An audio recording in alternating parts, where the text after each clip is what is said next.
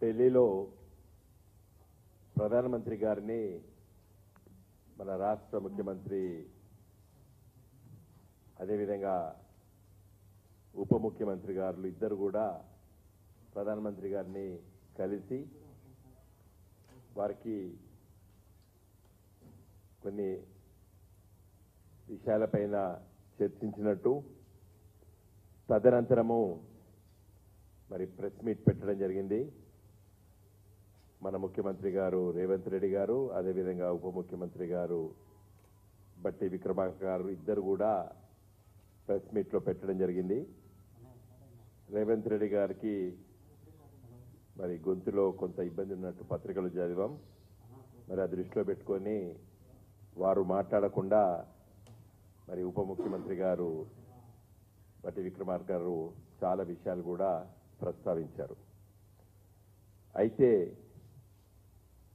పత్రికా విలేకరుల సమావేశంలో ఒక రాష్ట్ర ముఖ్యమంత్రి గారు వారికి తోడుగా ఉప ముఖ్యమంత్రి గారు ప్రధానమంత్రి గారిని కలవడము మరికొన్ని విజ్ఞప్తి పత్రాలు ఇవ్వడము అదేవిధంగా రాజకీయంగా మరి ఇక్కడ ప్రభుత్వం మారింది కాబట్టి మొదటిసారిగా ముఖ్యమంత్రి గారి కలవడం ఇదంతా కూడా సంతోషం. ఎందుకంటే ఒక రాష్ట్ర ముఖ్యమంత్రిగా మన రాష్ట్ర సమస్యలు ఇవన్నీ కూడా ప్రధానమంత్రి గారి దృష్టికి తీసుకురావడం అనేది ఒక మంచి ఆలోచన. దాన్ని మేము హర్షిస్తున్నాం.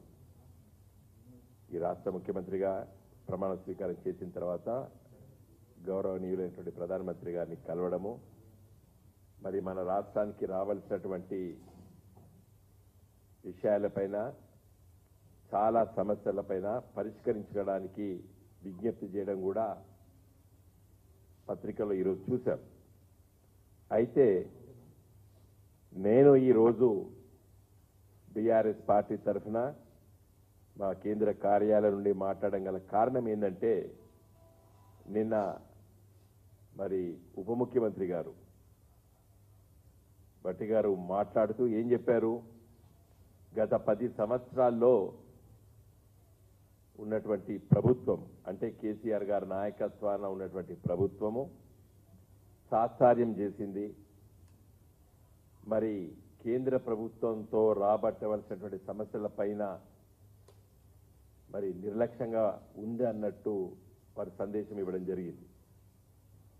దాన్ని మేము చూసి చూడనట్టు ఉన్నట్టయితే మౌనమే అంగీకారం అవుతుంది. కాబట్టి తప్పనిసరిగా దాన్ని తీవ్రంగా ఖండిస్తున్నాం. ముఖ్యమంత్రి గారు రేవంత్ రెడ్డి గారు అదేవిధంగా ఉప ముఖ్యమంత్రి బట్టి విక్రమార్క గారు చేసినటువంటి వ్యాఖ్యానాలు, ఎందుకంటే ప్రెస్ మీట్లో ఇద్దరున్నారు. గత 10 సంవత్సరాలు తెలంగాణ రాష్ట్రం ఏర్పడ్డ తర్వాత జరిగినటువంటి విషయాలపైన క్లుప్తంగా వివరించాల్సిన బాధ్యత మా పైన ఉన్నది. ముఖ్యంగా 2014లో తెలంగాణ రాష్ట్రం వచ్చిన తర్వాత పార్లమెంట్ సభ్యుడిగా కరీంనగర్ నుండి ఎన్నిక కాబట్టి నా తోటి మిత్రులు బీబీ పాటిల్ గారు ఇంకా చాలా మంది ఉంటేనే సరే ఈరోజు ఈ పత్రికా సమావేశంలో మేము ఇద్దరం ఉన్నాం, మిగతా మిత్రులు ఉన్నారు.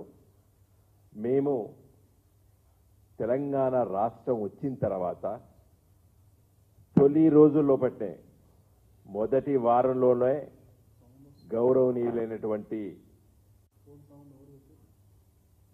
తెలంగాణ ఉద్యమ నేత తెలంగాణ రాష్ట్రాన్ని సాధించినటువంటి గొప్ప నాయకుడు కల్వకుంట్ల చంద్రశేఖరరావు గారు ప్రధానమంత్రి గారి దగ్గరికి వెళ్లి కలవడం, మేమందరం కూడా ఆ రోజు పార్లమెంట్ సభ్యులుగా మేమందరం కూడా వెళ్లి కలవడం జరిగింది. ఆనాటి మా తోటి పార్లమెంట్ సభ్యులు ఈరోజు కాంగ్రెస్ పార్టీలో ఉన్నారు, బీజేపీ పార్టీలో ఉన్నారు. వాళ్ళకు కూడా తెలుసు